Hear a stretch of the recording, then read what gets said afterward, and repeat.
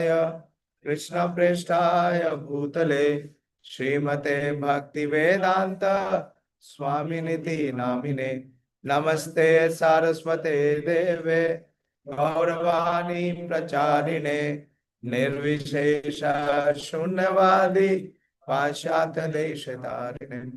Hare Krishna. So this knowledge which Krishna has spoken on the battlefield of Kurukshetra is the highest knowledge. It is the most confidential knowledge. And in the last session, we discussed that why it is most confidential, because it gives knowledge about the self, about the soul. Not just it gives information. We may have this information that I am not this body, I am soul. Most of us have heard it. But what is the experience of one being soul beyond one's body and mind? That one does not have. So if one achieves this knowledge, if one attains this knowledge, then he can come to the platform of spiritual experience. He can have spiritual realizations and he can have everlasting peace and joy. We discussed the 8 aspects of this knowledge. First, it is Rajavidya. Rajavidya means it is the king of all knowledge. No knowledge can compare to the knowledge of Bhagavad Gita. Why it is the king of all knowledge? Because it talks about the soul, which is eternal. It gives knowledge about the self. And it is Rajaguhyam. Guhyam means it is the secret. It is a hidden treasure. Today's topic is the hidden treasure. So where is this treasure? This treasure is within, inside. Where is the treasure hidden? Where is the soul? It is in the region of heart. The heart is the most crucial organ of the human body. Why the heart is the most crucial organ? Because the soul is seated there. The soul is situated in the heart. So this knowledge is very confidential. So in the first verse, Krishna spoke that what is the qualification required to receive this knowledge? Yes, very good. Non-enviousness. Now this is very interesting and very, unusual. When you say that you want to receive knowledge, what comes to our understanding or mind? That one must have intelligence. One must have IQ. Or must have very good memory. Or one must have very good ability to grasp. That is how you acquire material knowledge. But here the qualification required to receive this knowledge is non-enviousness. And anyone in this room, may I ask, is anyone who can claim that he is non-envious? That is free from envy? So to become non-envious, one has to become spiritual.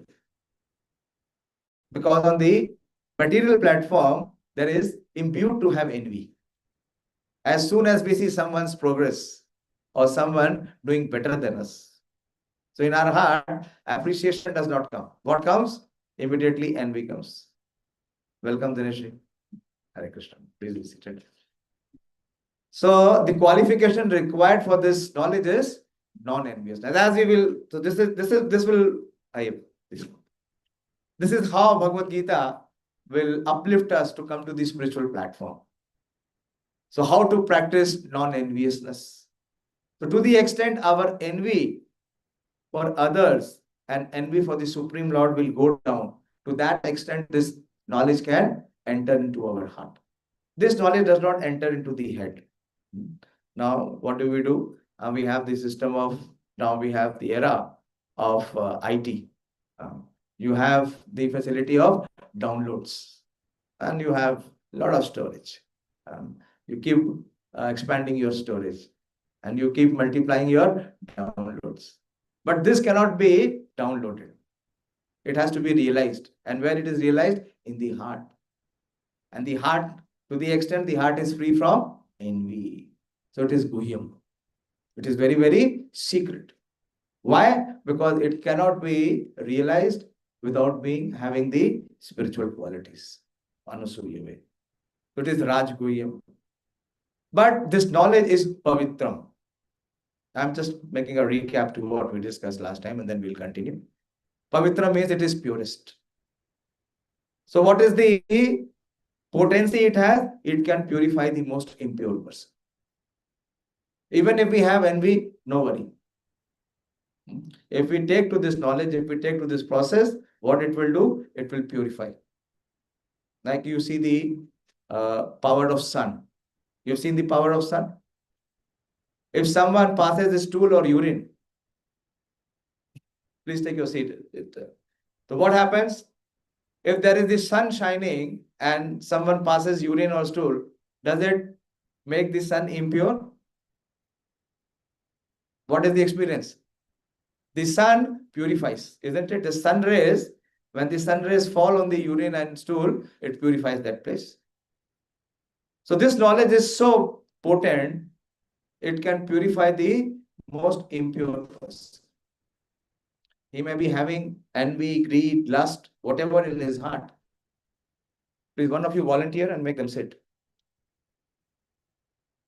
So this knowledge can purify even the most abominable person. He may be low in his conduct or in his character, but if he takes to this knowledge, if he accepts this teaching, this teaching will purify.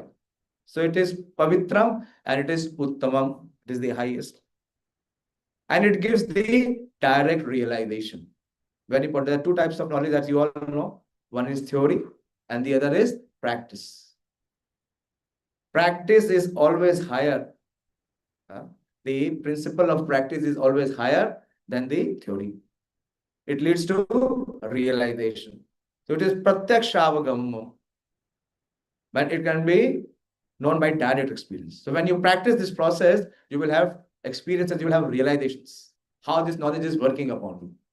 It is not just theoretical, or it has not happened in the past, or it will not happen now. It is happening now, and it will continue to happen forever, provided one who accepts and practices.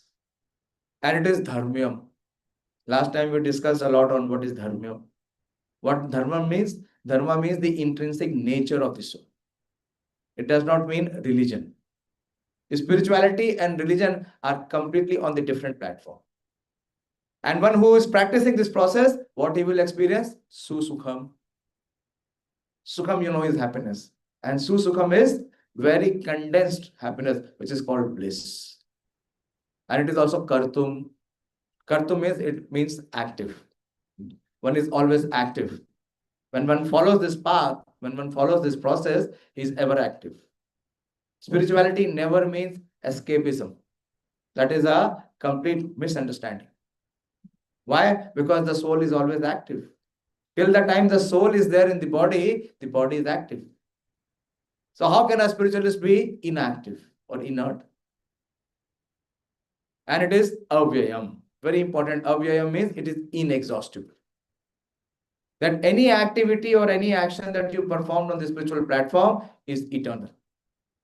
It will never be lost. In material scenario, you perform any action and when the event is over, it is gone. But on the spiritual platform, because it is eternal, it is everlasting. Okay, so we discussed this 8 principles last time, that these are the characteristics of this knowledge. Let us see this slideshow. So in Bhagavad Gita, okay, go slow, please. Just.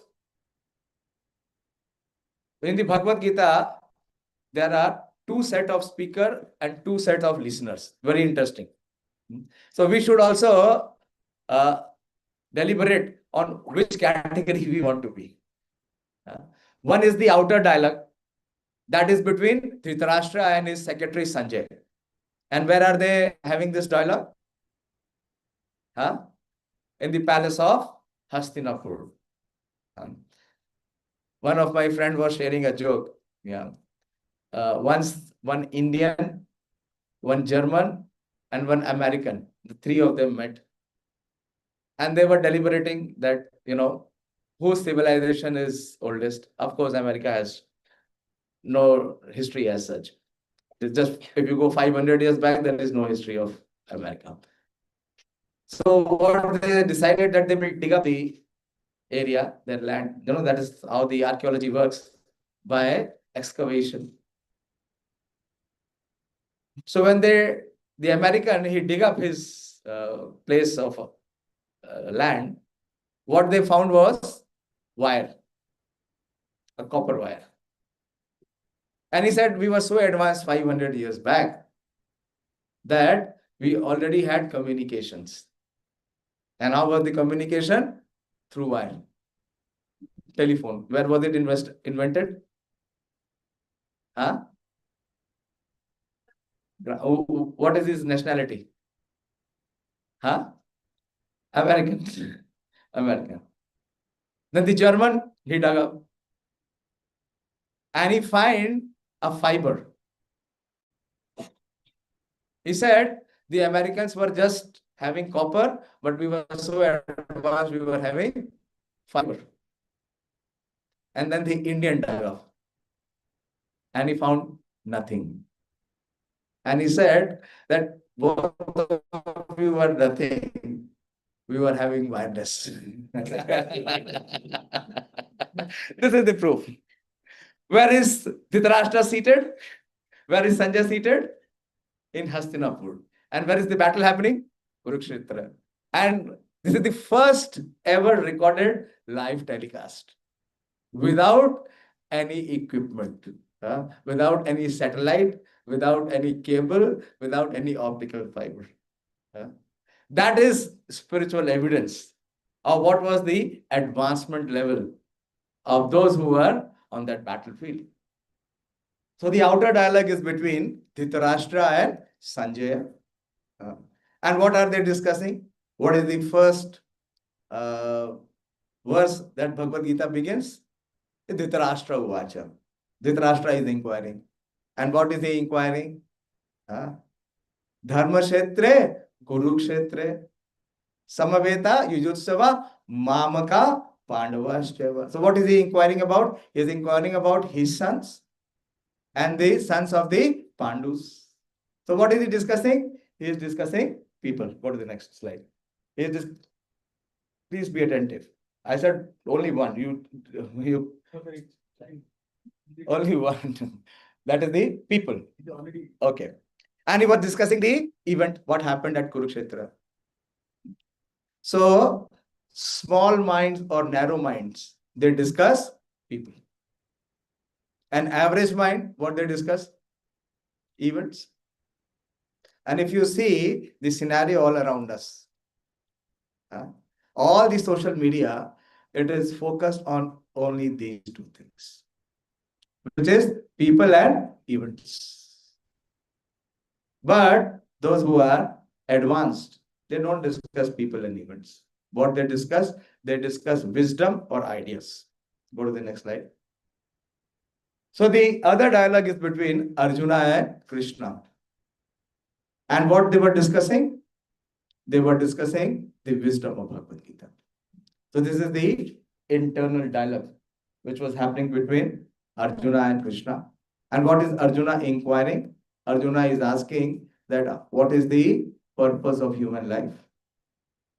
What is the duty that he has to perform while he is in this human form of life? And he says, Shishyasteham Shadimam Tvam Prapannam. Yat Shreya Shat Nishchitam Bruhitanme. So please guide me. So what wisdom entails? Guidance. So Arjuna is seeking this guidance, how to accomplish the goal of human form of life, how to be successful. So this is very important. Before we proceed, so there are two types of hearers. One is on the platform of Dhritarashtra. What was the benefit he had after hearing Bhagavad Gita? Did he get any benefit? No. But Arjuna got all the benefits. So we should be on the Arjuna side. We should internalize. What is external? We come here and leave whatever we hear. And we go back as we came. Okay, go to the next slide. So our life is, as we see that this knowledge was given on the battlefield, because in our life, in the Kali Yuga life is almost like a battle. Every moment we have a conflict. We are faced with duality. What I should do, what I should not do. So many things. How many of you, if I ask, how many of you eat only that will uh, support your health? Please raise your hands. No.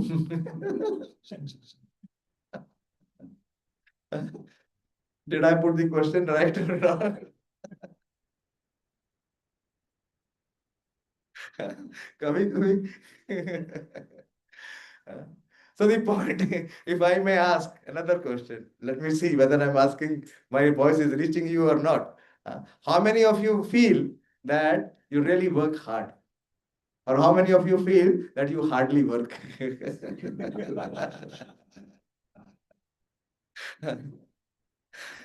So all these questions, so many questions the mind is always putting up. Go to the next slide.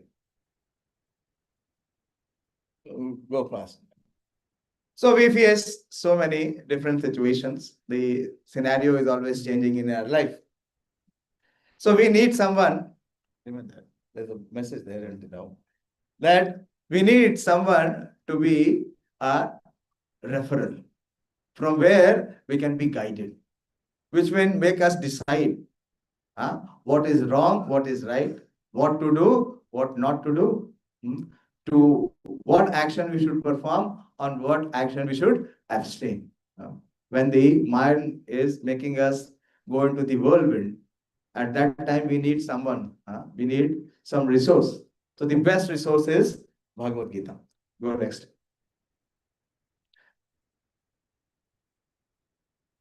So Bhagavad Gita is very practical. Most of the time we think that Arjuna was on the battle, he had to fight with his cousin, so he was in dilemma, he had this difficult time, so he needed Bhagavad Gita. I am not fighting with my cousins, I am not in the Kurukshetra war, why do I need Bhagavad Gita? But do we eat every day or not? So on what basis you decide what you will eat? So Bhagavad Gita gives the knowledge about that. Bhagavad Gita gives us that what we should eat. Ayu, Sattva, Bala, Arogya. Four aspects. That whatever you eat, it should increase your Ayu. It should increase duration of your life. It should increase Sattva. It should increase happiness. Your heart should feel elated. And Bala, it should give you strength. And it should make you, most important, Arogya. Arogya means free from disease. If you eat, do you become free from disease or you get infected with disease? So, just example. So then, why anger is bad? So Bhagavad Gita gives a full discourse in the second chapter. Krishna says, Dhyato Vishayan Punsaha Sangasteshu Pujayate Sangat Sanjayate Kamat Kramat Krodho Vijayate. Krodhat Bhavati Sammoha Sammoha Smriti Vibhrama. And Smriti Bhanshat Buddhi Nasho Buddhi Nasha Pranashyati. So what anger does? It attacks our intelligence. It blocks our intelligence. If the intelligence is blocked, we cannot take the right decision. We cannot make discrimination. We will do what is most harmful to us. So in this way, in all walks of life, we can refer to the lessons which we learn from Bhagavad Gita, and we can make our life become more serene and successful in all spheres of what we face practically. Go next. And we see the top leaders or those who have been really successful men. They have adopted the teachings and learnings from Bhagavad Gita. Last time I talked about Einstein. This time I'm talking about our missile man, A.P. Abdul Kalam Azad. He has been one of the greatest scientists our country has ever produced. When he was very young and he was very ambitious and very enthusiastic, he wanted to be in the Bhabha Atomic Center. And he was young and he went to Chennai to be a part of Bhabha Atomic Center. And he was on the seashore in Chennai. And while he was on the seashore, he was taking a walk. he noticed an elderly person who was in a different attire. He was in dhoti kurta and he was studying Bhagavad Gita sitting on one of the benches of the Chennai Sea Beach. So this young man, Kalam, he became curious and he approached this man and said that, sir, why are you wasting your time in studying this old scripture? Now today is the technology age. Uh, so he was having an argument. And then the person on the other side, who was Vikram Sarabhai, he inquired that what is your purpose in life and what you have come for. So he said that I want to join the Bhabha Atomic Center. And at that time, one car came and two of the bodyguards came out. And this old man who was reading Bhagavad Gita, he entered the car. And when the car was about to leave, so this young man became a little bewildered that this must be a big shot. For whom the car, at that time, which car used to come? An ambassador. In the previous era, India was not having so many fancy cars. So he inquired from one of the bodyguard that who is this personality who has come? Why you are escorting him? And they told him that this is Vikram Sarabhai, the chairman. So much was inspiration to Abdul Kalam Azad that he took up and studied Bhagavad Gita. And then, in every of his speech, in every of his public appearance, he would quote from Bhagavad Gita, that how Bhagavad Gita inspired him to do what he has done. So many, there are so many case studies. Please be attentive there. It is good that you want to listen, but please. And we know the famous quote of Mahatma Gandhi when he says that when doubts haunt me. So he turns to Bhagavad Gita and he finds a verse to perfectly solace him. So Bhagavad Gita has changed the life of so many leaders. But the problem with us is that there is a serious disconnect, that we don't want to follow our leaders, our role models. Our role models have become now film stars or cricket stars. Okay, go next. Go next. So now coming to the 9th chapter. So this knowledge, as I said, is Guhyatamam. It is the most confidential. It is the hidden treasure. The greatest secret. Go fast. Why? Because it delineates the difference between matter and spirit. And it talks about the connection with the Supreme Spirit. How this knowledge can connect us to the Super Soul, to the Supreme Soul. So it brings us to the platform of eternity, because this connection is eternal. Last time also I discussed that any connection in this material world is temporal. It has a date of beginning and it has a date of expiry. But spiritual connection or the spiritual relationship is eternal. So this knowledge gives us the revival of our eternal relationship. So it is Guhyatamam. Okay. Next. So this is the overview of the 9th chapter. The first 3 verses talks about the significance, importance, qualifications required for this knowledge. Today I will discuss that what is the disqualification. Who cannot receive this knowledge? And then we will see from verse 4 to 10 that how the Supreme Lord has his relation with this material manifestation, the inconceivable world. And the further sections talk about different types of worshippers. There are different types of worshippers with different types of faith. So what is their position?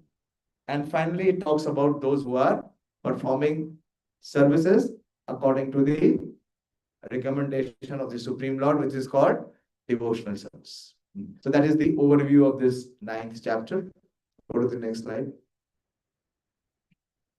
So in the first 3 verses, today I'll take the 3rd verse. Last time I discussed the 2nd verse. So I'll take the 3rd verse today and we will try to conclude this section today. So the first verse talks about the qualification, that who can receive this knowledge and how this knowledge can transform into realization. Idam tu te guhyatamam pravakshyami anusuyave jnana vijnana sahitam yad gyatva mokshase ashubhat. For that person who is anusuyave, who is free from envy. So don't worry. In this material world, we are here because we have this attitude of envy. But what we have to do, we have to minimize this. Is it an asset? How many of you feel it is an asset for us? It does good. Does it ever does good to us? It always damages us. It always embarrasses us. So, but we cannot, do we have the capacity to be free of it? No. So Bhagavad Gita gives that enlightenment. Bhagavad Gita gives us that knowledge, how to be released from enviousness. And then we discussed the nature of this knowledge. What is the nature of this knowledge? That it is susukham kartum avyayam. While you are practicing this process, you will experience realization and joy. And whatever you perform, it is everlasting. It will never be lost. That is another very significant feature of this knowledge. So today I will discuss the third verse, which talks about who cannot receive this knowledge, who are not eligible to receive this knowledge. So what is that one disqualification that does not enable one to access this knowledge? Do you want to know? Yes, no? Very weak, yes. The more you participate, the more enthusiasm you have, the more there is possibility for you to connect to this knowledge. So we'll take the third verse. It is there in the slide. You can see from the slide. Next verse. We have covered this last time. We covered all of it. Okay, life lesson. Go ahead. So we all know what is the perils or the pitfalls of being envious. That this negative character or quality if we have, it always does damage to us. So if we lose, and today we will talk about a positive character, that if we build this, then we can lower down the factor of envy in our life. Okay, so the life lesson that we learn from this chapter is to release ourselves from envy and also from doubt and to develop faith. See, what is envy opposite of? What is envy opposed to? Love. If you don't have envy in your heart, naturally what do you have? Love. What do you want? You want to be loved by everyone. How can one be loved if he has envy in his heart? So this is a big jinx. Our expectations and our realities have no connection. Okay. Go ahead. Then this is the nature of this knowledge we discussed in detail last time. These are the 8 characteristics. And this knowledge is so potent, as I said, it is pavitram and it is uttamam, that to the extent one is most abominable. One is having the most sinful tendencies or the most negative qualities, he can still be purified to the highest level as the effect of a seed, and that is not fructified, which is almost mature, and even so these 4 kind of effects of the sinful activity, all of it is removed. Like you are all agriculturists. If the seed is there, it has the potential to become a huge tree and give so much of fruit and so many seeds. But if you roast the seeds, if you roast the seed and implant it, what will be the effect? Nothing will come out of it. Nothing will come out of it. So even if one has performed all kind of sinful activities, he has indulged in many sinful, abominable actions, still no worries. That is why Krishna says, Aham tvam sarva papebhyo mokshasyami ma shucha. On what basis Krishna declares? For the potency of this knowledge. That if one has received this knowledge, then he can be the most purest. Okay, go next. So all this tendencies that we have, the negative tendency, these are compared to the poisonous snakes. We are trying to teach our neighbor one life lesson. You know our famous neighbor? No, not neighbor, not it. Once the minister from US came, I think it was Hillary Clinton. She told the office bearers in Pakistan that if you know, keep snakes, don't think that they will not bite you. Don't think they will always go to the neighbor side and, transmit poison. It will bite them. It will bite you also. So same with us. What about us? If we have all this negative character in us, then what will be the result? Who will suffer? Huh? If I am drinking poison, if this glass has poison, and I am drinking it, and I am desiring that the poison will affect you, will it affect you or will it affect me? It will affect me. It will affect you also, but before it affects you, it will affect me. So this is very important that these all negative qualities, whatever we have, or this sinful tendency that we have, we must give it up. Next. And this is the uh, result that if we perform both kind of activities, normally in this material existence, we perform both that which is pious and that which is sinful. From the pious activity, what we receive? We receive a credit, a pious credit, which is called, which gives us some happiness, some sukha. And with the sinful act, what we receive? A reaction in the form of some suffering or distress. So this chain continues. This chain continues. So it has to be terminated. It has to be broken somewhere. Otherwise, it will continue. Next. And this fallacy is there. Many times people complain. Most of the time we are approached by people and they come and complain to us that why do bad things happen to good people? No. If you have implanted a seed of a Karela, you will not get mango. Can you get mango? If the seed is of Karela, the fruit will also be of Karela. So as you will sow, so shall you reap. Based on our karma, based on our actions, we will receive the reactions. So we have to be very mindful of our actions. Go next. Okay, this is the third verse. So we are going forward and you have Bhagavad Gita with you. Please, volunteers, help them to open the third verse.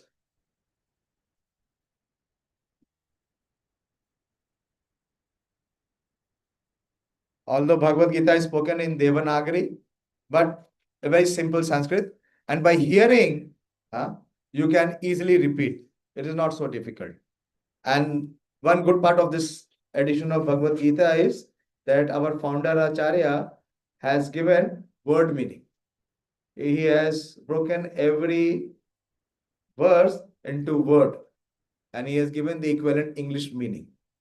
So if you look from the word meaning, you will be able to very easily recite the verse. Ashraddhana Purusha Dharmasasya Parantapa Aprapyamam Nivartante Mrityu Samsara Vartmani Ashraddhana Purusha Dharmasasya Parantapa Aprapyamam Nivartante Mrityu Samsara Vartmani. Please go ahead. Now your turn. Recite. There are no negative marking here. And we are not reciting to impress anyone. What we are trying to recite, we're just repeating the words of the Supreme Personality of Godhead. You have seen a child. When a child begins to speak, does he speak very fluently? How he speaks? What is, can you understand a word to what the child speaks when he starts to speak? But what his mother and father feel? What is their feeling? What is their feeling? As if you were never child. You didn't have that feeling. Whatever he uttered, it was such music to the ears of mother and father. So similarly, our Supreme Father is Krishna. Most of us are beginners, so don't worry. Even if you don't, if you recite it with some error also, you'll be pleased because you have made an attempt. Success in Krishna consciousness is not based on result. It is based on intent and attempt. Material world, everything is just by the result. But in Krishna consciousness, in God consciousness, it is just by the intent and the effort which is. Okay? Good. Ashraddhana Purusha Dharmasasya Parantapa Aprapya Mam Nirbantanti. Nivartante. Nivartante is to come back. Aprapya mam nivartante. Go ahead. Mrityu Samsara Vatmani. Mrityu samsara vartmani. Go ahead. Ashraddhana Purusha Ashraddhana Purusha Dharmasya Parantapa Dharmasasya Parantapa Mam Nivartante Mrityu Samsara Vatmani. Mrityu samsara vartmani. Very good. Very good attempt. You recited for the first time? Okay. Good. From the boys, some courage. Ashraddhana Purusha Ashraddhana Purusha Dharmasasya Parantapa Dharmasasya Parantapa Apraptamam Nivartante Aprapyamam Nivartante Mrityu Samsara Vartmani. Mrityu Sansar. Very good. Good attempt. Anyone else? One more. Amongst the boys. Amongst the boys. Okay, here. So what Krishna is saying that those who are not faithful. Shraddha, you understand? Shraddha means one who has faith or one who has some trust. So one who does not have trust in what? In the knowledge that he is giving. So he says, Ashraddhana Purusha, those who are not faithful in this devotional service cannot attain me, O conqueror of enemies. Parantapa, Arjuna's name is Parantapa. Parantapa means one who is the subduer or one who is the conqueror of enemies. So those who are faithless or those whose faith is weak, those who do not accept the recommendations of the Supreme Lord. What does faith mean? If you see the dictionary meaning of faith, what is the dictionary meaning of faith, or what is the general understanding of word faith? Yeah. I seek some of your participation. That makes, some of that. Believe. You may say, I believe, and I may say, I disagree with you. I have my own belief. You may have your own belief, isn't it? So that is what we see in the different forms of religion which is being practiced. Everyone's belief system is different. Or our belief can also keep changing, isn't it? What you believe now was the same belief 10 years back? Or will it remain 10 years fast forward? What is faith? Anyone else? What is faith? Okay, very good. Yes. From belief, the word trust is much better. Trust means that there is some conviction. Isn't it? Trust means that there is some conviction. Okay. So what? Trust in what? You know what is the slogan of America? In God we trust. Have you heard or not? When they have this, what is that? Statue of Liberty. And what they say? In God we trust. And what is the Statue of Liberty? The eyes are closed. The cloth is bound on the eyes. So when Prabhupada, our founder Acharya, he reached America, he challenged them. You say in God we trust, then tell me who is God. Is Jesus God? Yes or no? No. Jesus never claimed to be God. What did he say? I am the Son of God. And who is God? So what kind of trust it is? Or what kind of faith or belief system it is? What we say? Blind. Krishna is not talking about blind faith. Here he is talking about faith which is sustained on the basis of the actions and the promises of the Supreme Lord. Any action is to be judged by its result. So this knowledge which Krishna is giving, Krishna has already so many times substantiated that this is nothing new that I'm experimenting with you. So many in the past have found success with this knowledge. So still those who are not faithful, who are ashraddhadhana, so they cannot take to this process of religion or to this process of duty. And ones who are not able to take to this process of what I am recommending, what will be the result? That aprapyamam, they cannot attain me.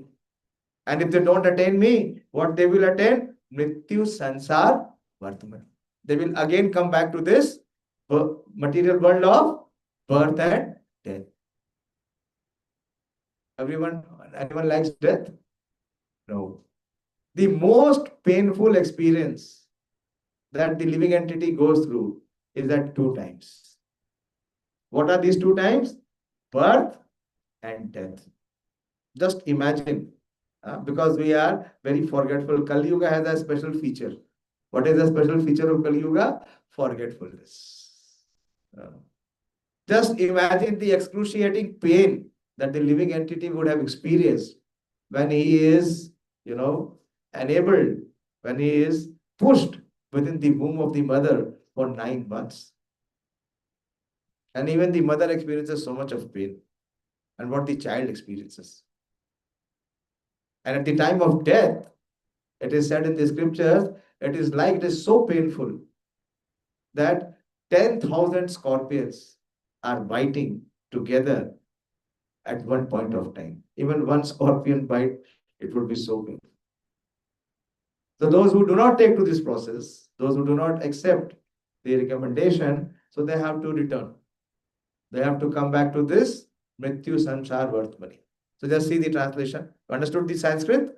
Those who are not faithful in this devotional service cannot attain me. Devotional service means following the recommendations or following the instructions of the Supreme Lord.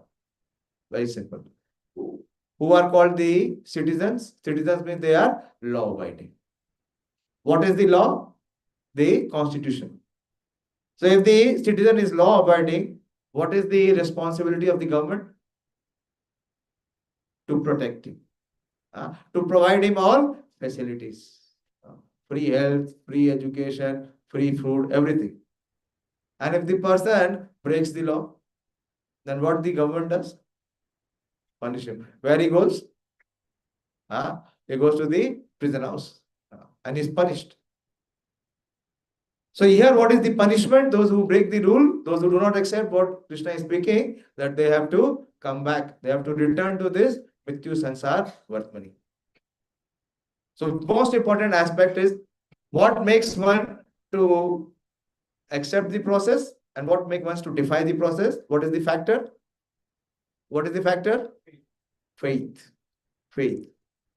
So now the point is how to have this faith. How to develop this faith. How many of you honestly feel that they do not have this faith? You can raise your hand. I am also one. But we are trying to cultivate that faith. So Prabhupada says the faithless cannot accomplish. See the commentary. The faithless cannot accomplish this process of devotional service. That is the purport of the verse. So how to have faith? How to develop faith or how to cultivate faith, Prabhupada gives the statement, faith is created by association with devotees. So those who have faith, if you associate with them, naturally what you will develop? Faith. I'll give you some very practical examples. Like those who want to be a doctor, a medical practitioner, with whom they have to associate. One aspect is that you have to study. But just by study, just by receiving the knowledge from the books, can you become a practicing doctor? No. What you have to be? You have to be intern. You have to be assistant with a practicing doctor. When you go to AIMS or if you go to any special super specialty hospital, when a big consultant comes, with him comes a team of 4 or 5 junior doctors. And every aspect that he is diagnosing or suggesting, he is making his student learn. That is called on-the-job training. On whom they are having this experiment? On a patient, on you and me. Or that is the way they learn. So, faith is created by association of devotees. Unfortunate people, even after hearing all the evidences of Vedic literature from great personalities, still have no faith in God. They are hesitant and cannot stay fixed in the devotional service of the Lord. Thus, faith is the most important factor for progress in Krishna consciousness. So, faith is also classified in various levels. It is not that everyone's faith is at the same level. So, those who begin, those who are in the initial stage, yes, most of you, all of you who have come, you have some level of faith. That is why you are here. Those who do not have faith will not come here. They will remain in some other engagement. So this faith is called Komal Shraddha or initial faith. It is not based on your experience, neither it is based on scriptures. So, but if you come to the association of devotees, what will happen? This faith can become solidified.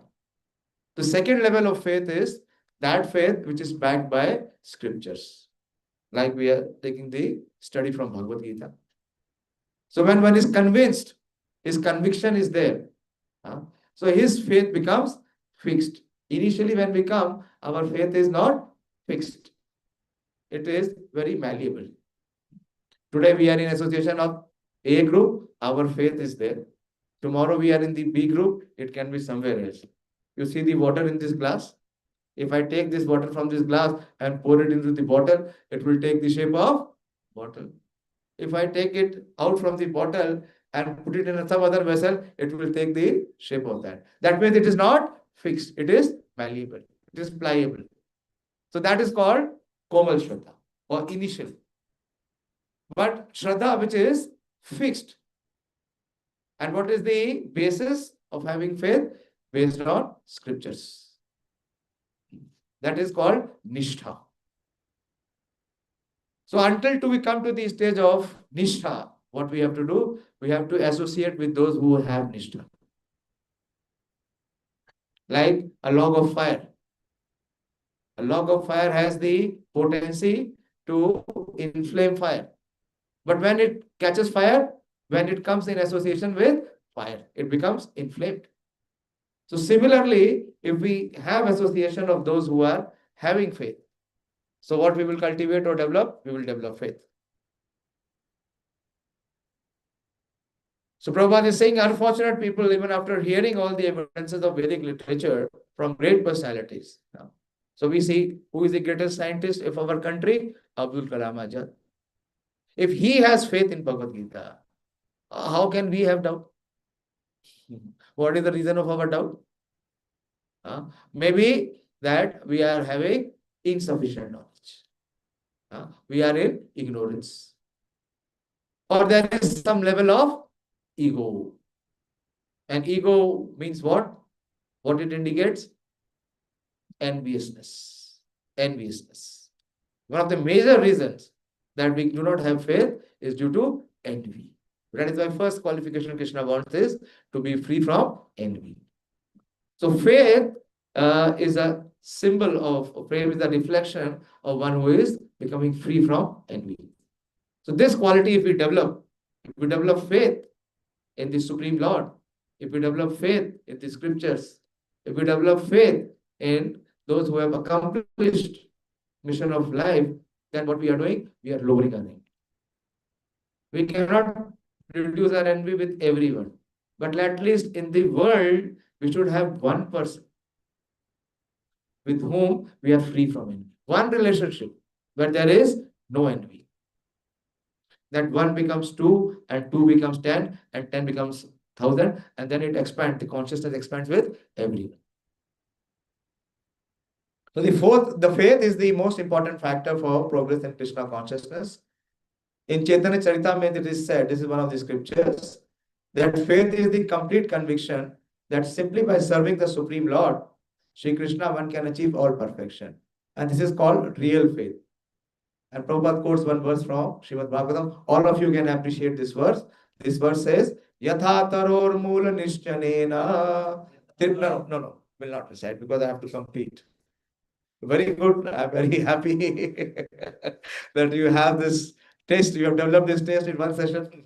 So the Sanskrit is not very difficult. Believe me, I'm studying from the English. I still have phobia of Sanskrit.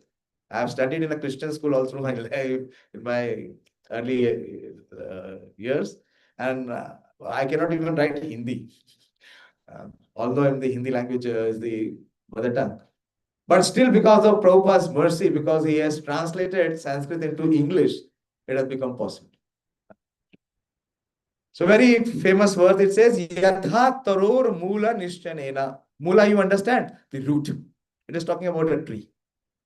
So if you pour water on the root of the tree, what is the result? Tripyanti tat skanda bhujob shakaha. Tripyanti means that you satisfy. What you satisfy? The skanda. Skanda means the trunk.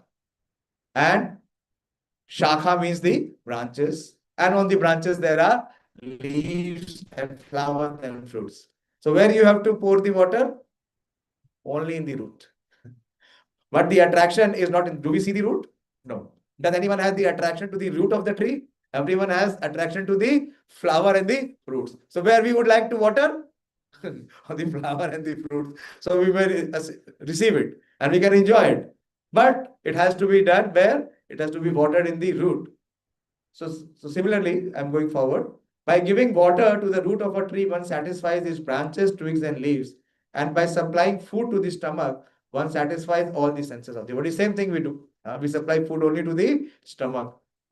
The rebelliousness cannot come from the hand that I am working, or the legs, or the head, that intelligence is used by me. Where are we all feeding? We are only feeding the stomach.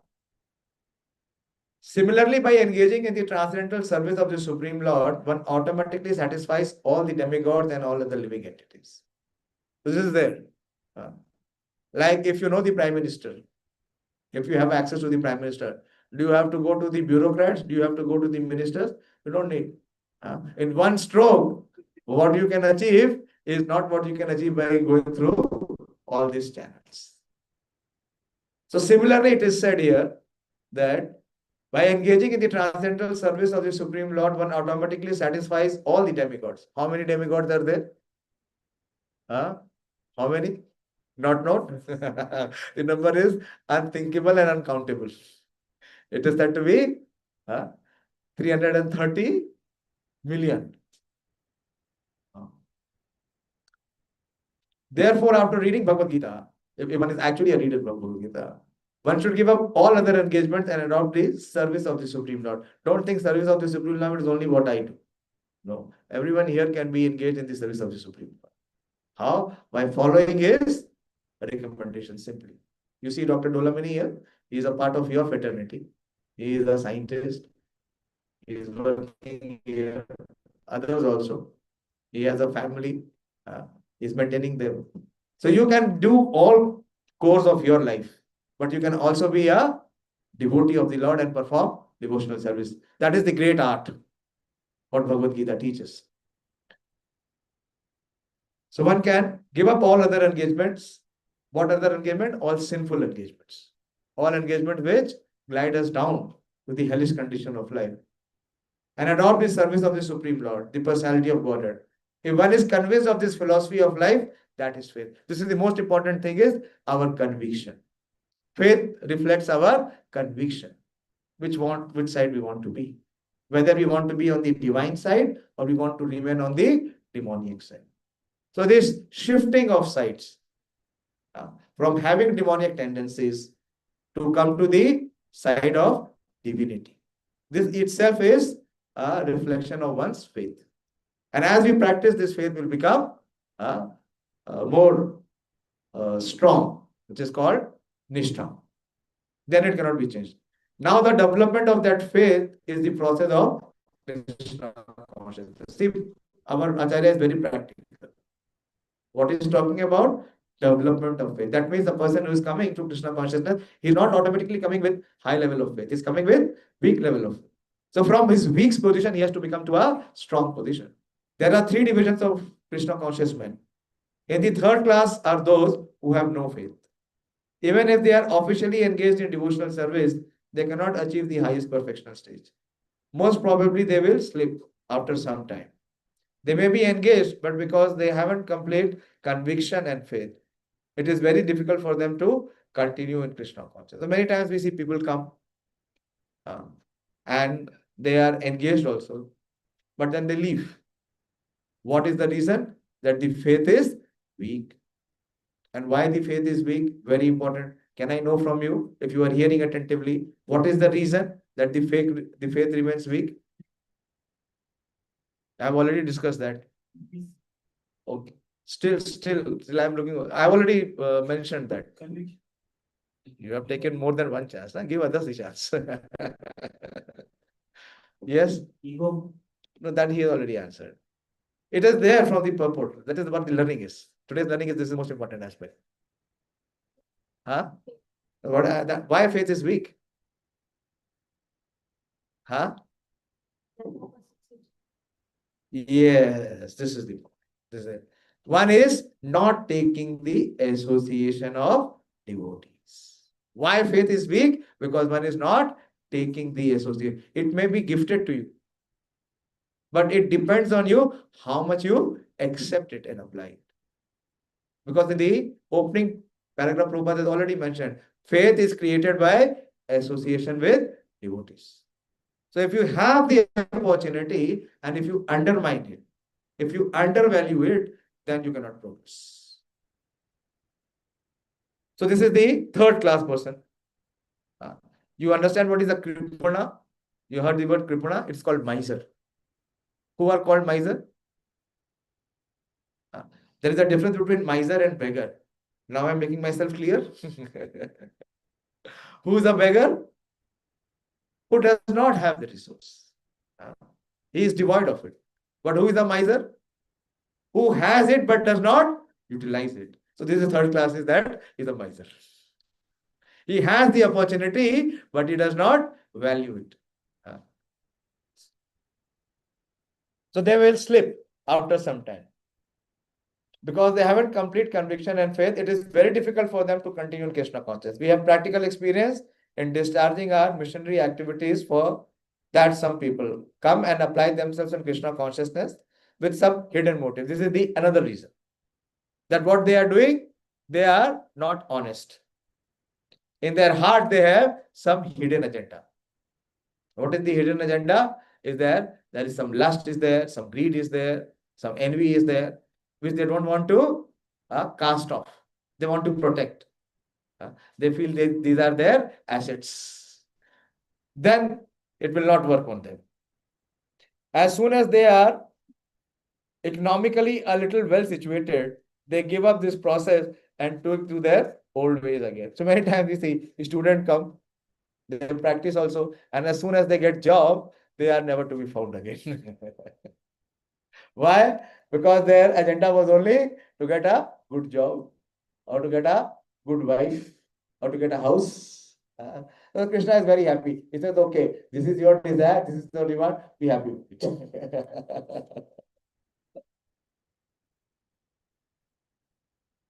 So they give up this process and take to their old ways again. It is only by faith that we can advance in Krishna consciousness. As far as development of faith is concerned, one who is well versed in the literature of devotional service. This is very important. So, where the faith is fixed, it is based on knowledge. Very important. In Krishna consciousness, we do not recommend blind faith. It is a science. As you perform action, so you will receive the result of it. And has attained the stage of firm faith is called a first class person in Krishna consciousness. And in the second class are those who are not very advanced in understanding of devotional scriptures, but who have automatically have firm faith that Krishna Bhakti or service to Krishna is the best course. And so in good faith have taken it up. So at least we should come to which category? Second class. We should not remain at the third class. Then we cannot continue. We will remain where we were. Then we cannot uplift ourselves. As they are superior to the third class, who have neither perfect knowledge of the scriptures nor good faith, but by association, again, Prabhupada is emphasizing, and simplicity are trying to follow. The third class person in Krishna consciousness may fall down, but when one is in second class, he does not fall down. And for the first class person in Krishna consciousness, there is no chance of falling down. I'll give you one practical episode, a story about it. How in Bible it says that the faith, a grain of faith, can move mountains. Anyone who studied Bible here? You studied? Okay. So this is in, you studied? I also studied because I was studying in a Christian school. Till 8th class, we were studying Bible. Yeah. So one of the statements of Jesus Christ is that a grain of mustard seed can move mountains. And it is true. There was one old lady. She had only one son. And she got that son married, and they were well to do. But she lost both her son and his wife. And she survived by a grandson who was very young. And they were in the village. And this grandson, who was an infant, he had a very severe cancer, leukemia. And she was far away in the village. And in the village, she tried to get the treatment because she had so much of love and affection. She was the only having the surviving grandson. She wanted to protect her. But she could not arrange for her medical means. So she was praying to the Lord. And nothing was working. The situation of the grandson was deteriorating. Anyone knows leukemia? Very severe. Yeah. Deficiency of blood. Yeah. So she was praying. So one day, what happened? All of a sudden, in the night, there was knocking on her door. And she opened the door, and one gentleman came in. And this gentleman was a practicing doctor. And he was a leukemia specialist for pediatrics. How it happened that the doctor came to the door, knocking. So this doctor, who was a specialist in child cancer, he was to be awarded for his work. And he was to receive the award in a different city. So one day before, he wanted to take the flight and reach that city. But what happened when the flight took off? The weather became very unusual, like today weather. And the flight had to come back. And he didn't want to miss the felicitation. So he thought, how should I go? He boarded a taxi. Thought, this is just overnight, I will reach. And when he started with the taxi, it started to rain. And the rain was so heavy that the taxi driver missed the turn. And he lost the way. And it became night, and it was cold, and it was raining. And he lost his way, and he found this only house in that vicinity where he was finding there was some electricity. So he entered this house. And when he saw this, doctor saw this lady, and he requested that if he can be allowed to stay that night in his house. So the lady agreed, and she offered him dinner, And this doctor was watching that this lady is continuously praying and she's taking care of the child. So he became a little curious and he inquired from the lady that, my dear mother, is there something which I can do, which I can help you? So she revealed her heart. She said that I have only my surviving grandson and he is severely affected with leukemia. And there's only one doctor who is specialist who can treat him. But I don't have the resource. I cannot go to the city to get the treatment done. And this doctor had tears in his eyes because he was the same person.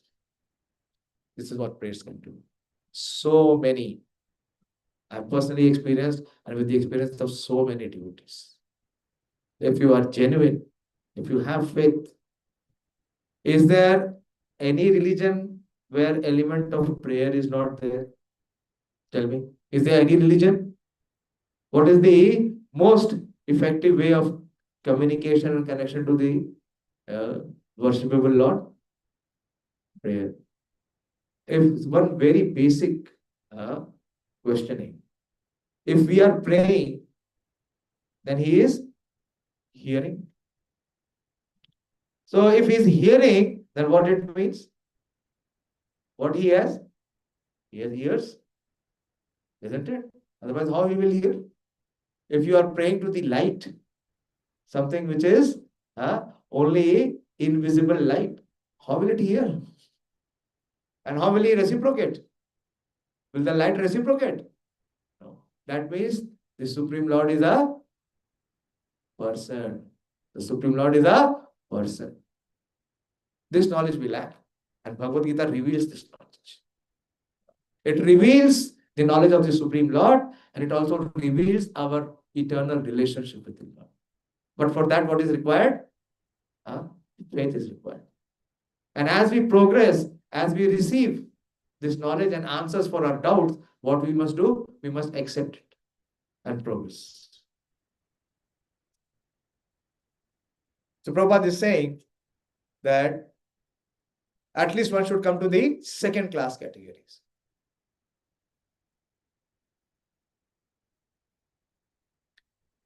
On the first class will surely make progress and achieve the result at the end.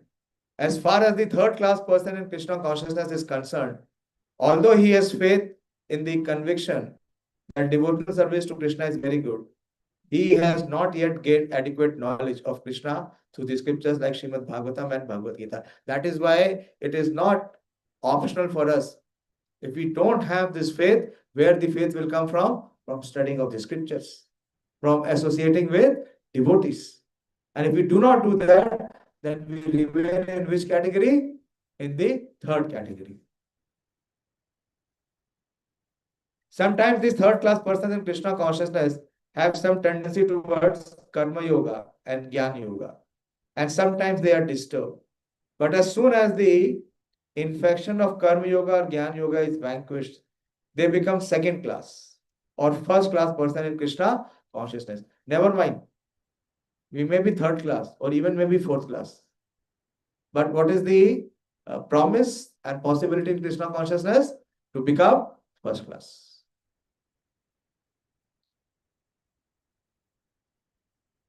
Faith in Krishna is also divided into 3 stages as described in Srimad Bhagavatam.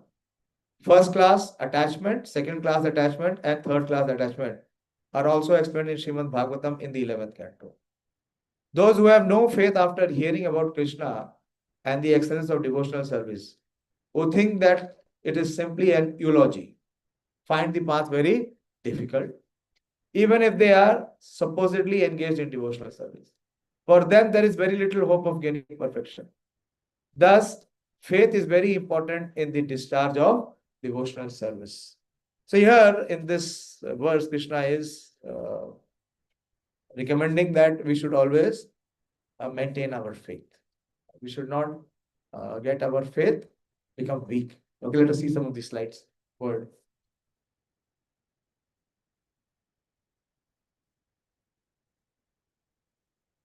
So most important thing is that faith, what the faith will do, it will decrease the envy in our heart. It will increase love for the Supreme Lord and his devotee, and it will reduce envy from our heart. It will remove the disqualification. Okay, go ahead. Okay. So what is spirituality? Okay, okay. One by one. So spirituality is less about denial of the self. What is the self? The self is pure. What is the characteristic and quality of the soul? It emanates love. Go ahead, show one after the other.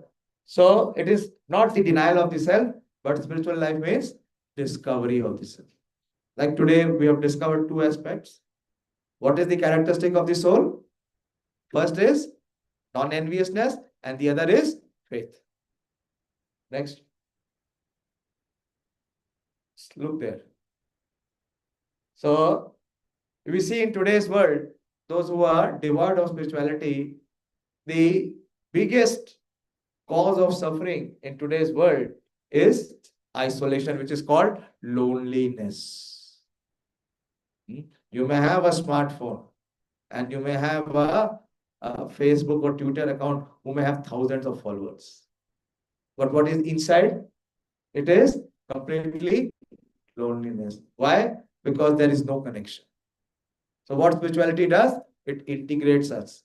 It integrates us with the Supreme Lord. As we have discussed, yatha taror mula nishtanena.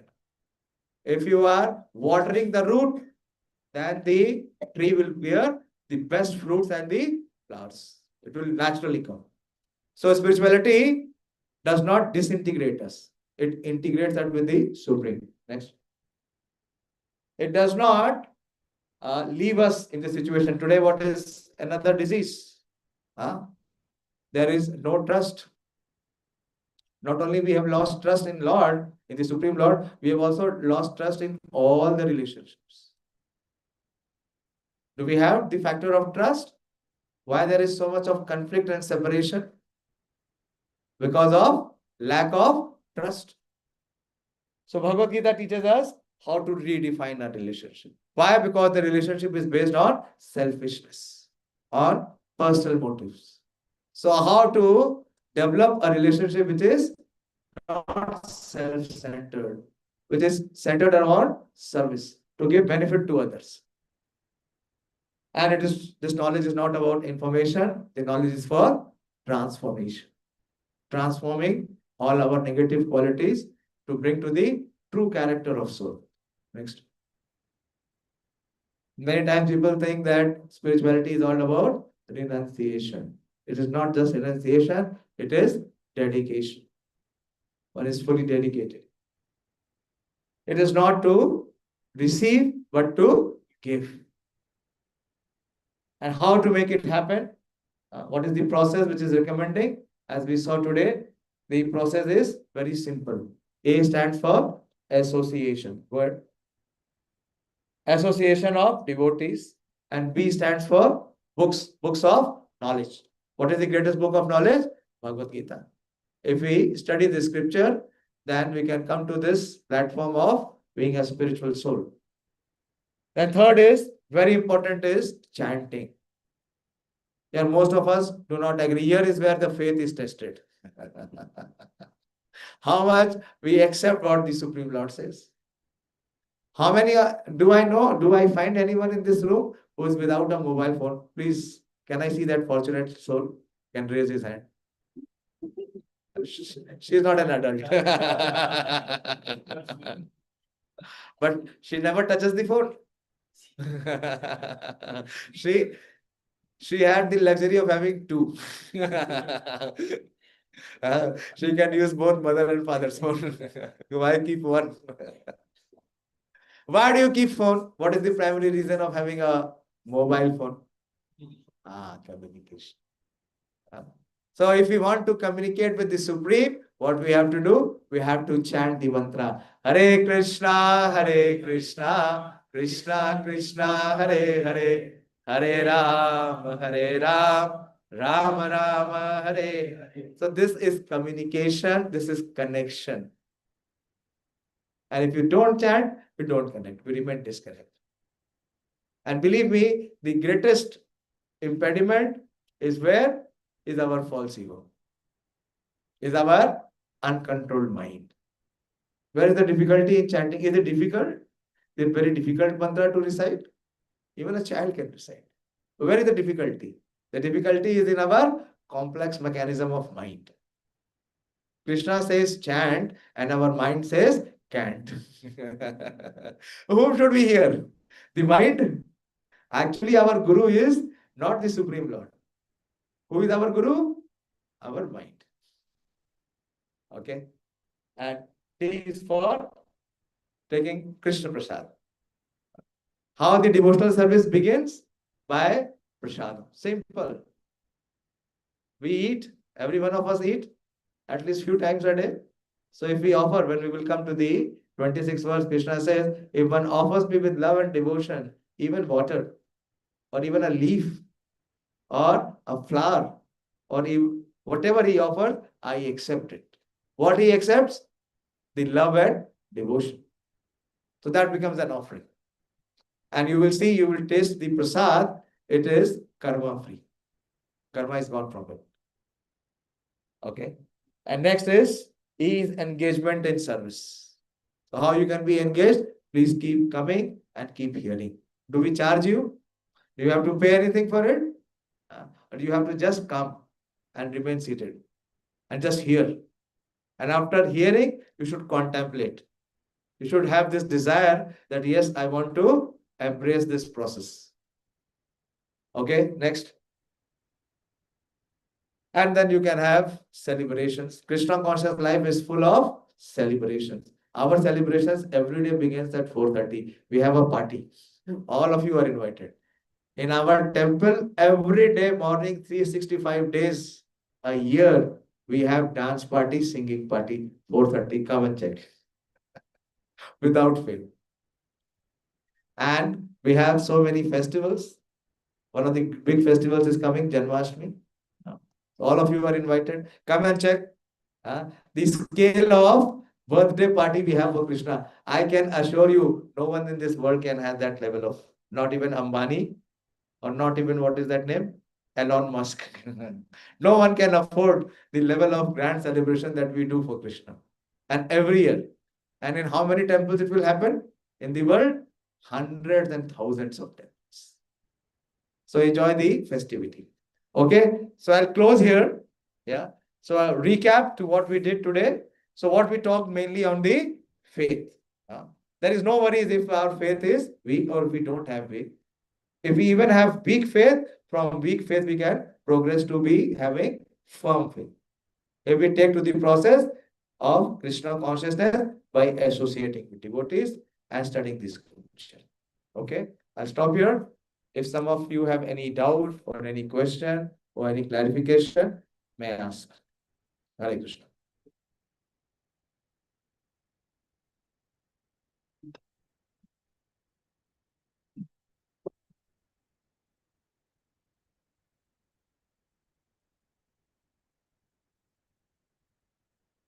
Use the opportunity, whatever doubt you have, whatever question you have, you may ask. We have dinner for everyone. You want to leave? Acha, you'll come back. Okay.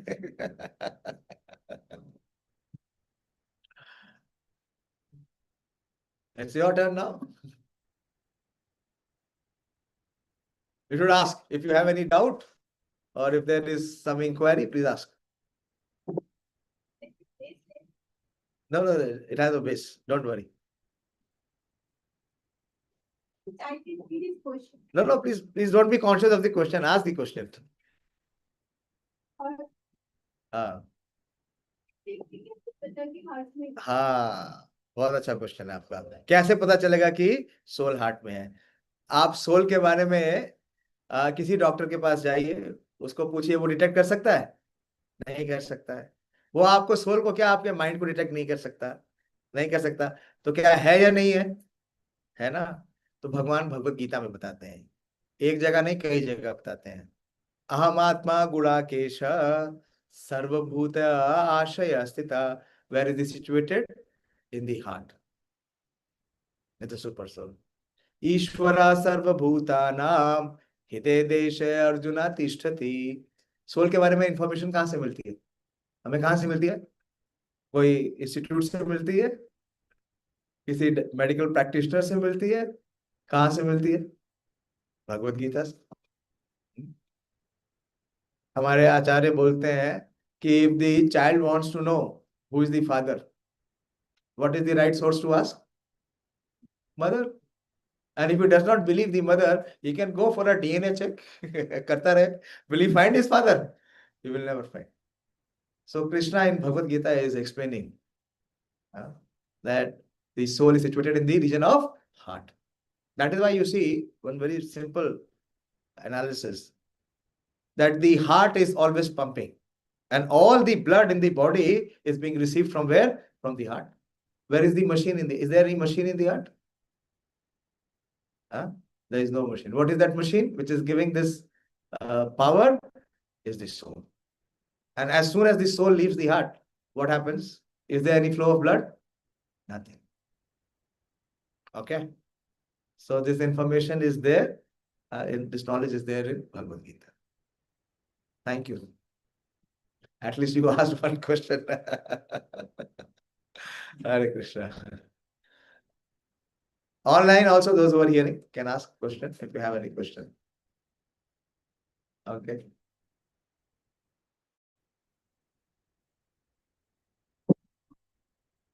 Prabhuji, we are Yeah. having different types of responsibilities. Okay. Like sometimes it is not possible to perform all types, like personal related, career related. Is it like escaping? See, we have to make our life simple and become realistic. The problem with all of us in this age of Kali is that it is becoming very complicated. Right now, but please here. What is your prominent duty? You are a student here. What are you pursuing here? What course? PhD, economics. So you have all the facilities to pursue your duty, to perform your duty. You can study peacefully. The government is supporting you. It gives you financial support also. So out of 24 hours, you should spend maximum of your time in study. What is holding you? Where is the disturbance? Who is disturbing? Is there any factor which is disturbing you? Externally, is there any reason? What is disturbing? Personal. What person? Externally, there is no difficulty. The difficulty is from where? From our own uncontrolled mind. Why the mind is uncontrolled? Because the mind has not been trained. This conviction is not there. This clarity is not there. That what am I supposed to do? That is what Arjuna asked. He inquired from Krishna, what is my duty? What will give me the benefit? So you please dictate to me, you please narrate to me, and I will perform it. So how many of you are in this student category? All of you are in the student category. What is your prime duty? Is to study, is to get knowledge, for which you have taken admission here. And if you don't do that, then you are liable for sinful reaction. As a preacher, as a monk, as a practicing devotee, what is my duty? Is to what knowledge I am having, what experience I am having, it is my duty to come and share with you. If I don't do that and remain in my comfort zone, then I will receive my sinful reaction. These scientists, they are mothers also. What is their duty? Their duty is to care for their family members, to cook for them, to arrange for them. If they don't do that, they will receive sinful reaction for that. Where is the difficulty? The difficulty is in our mind. So what we have to do? We have to train the mind. We have to purify the mind. Every one of us have 24 hours. Does anyone have less or more? But in the untrained mind, what it does, we are very expert in one thing. What is that? Just wasting time. So we have to stop that. Stop that. We have to become disciplined. Spirituality teaches first thing and the foremost thing is to become very disciplined. To the extent you become disciplined, to the extent you become distinguished. So that is what becoming pure is. So removing the impurities. So you must study. If you can allocate 10 to 12 hours out of 24 hours, I can guarantee you that you will break all the records. But it is not easy. It is not easy. So training is required. Guidance is required. So take guidance from those who are accomplished. You see Dolamani, he does all the duty of a scientist here also, and he practices fully the spirituality also. He is a father also, he is a husband also, he is a son also. He takes care of his entire family. They are happy and he is also happy. So this is what we have to graduate, to become disciplined. If we become disciplined, we will be able to perform our duty with detachment. So it will become great joy for us. Right now, we are in ignorance and we have attachments. And attachment do not allow us to become dutiful. It keeps us to the platform of desire. At the level of desire, if we remain, then we can never experience any happiness. If you have to minimum come to the platform of duty. It was raining today. It was heavily raining in my side. So I asked Dr. Dulamani. He said, I have invited students. So then I told him I will come. Whether one comes or two comes or no one comes, it is my duty to come. It is not in my control. Yeah. You saw that chart which I showed in the beginning. That small mind, they discuss what? Anyone remembers? People and events. But great mind discuss wisdom and knowledge. So we have to make the right choice. Do I answer your question? Is it clear? So don't follow your mind. When we have studied the 6th chapter, Krishna has already warned. He said that one who has not controlled his mind is his greatest enemy. If you keep following your greatest enemy, where will you end up? If we keep following what Pakistan is recommending, where will we end up? We have to decide. We have to draw the line. Okay? And become disciplined. So spirituality infuses discipline in us. Then you will see ample of time. Time is there. Okay? So thank you all very much. It is getting late. So you are all please invited to have dinner with us. At least the D part you can do. That is Krishna Prasad. Thank you all very much for coming. And next Saturday we will continue. We will take the next section of how Krishna's relation is there with this material creation, cosmic manifestation. Thank you very much. All glories to the assembled devotees. All glories to Bhagavad Gita. Hare Krishna. Anyone has question online? अगर आप में से किसी का question है तो you can ask.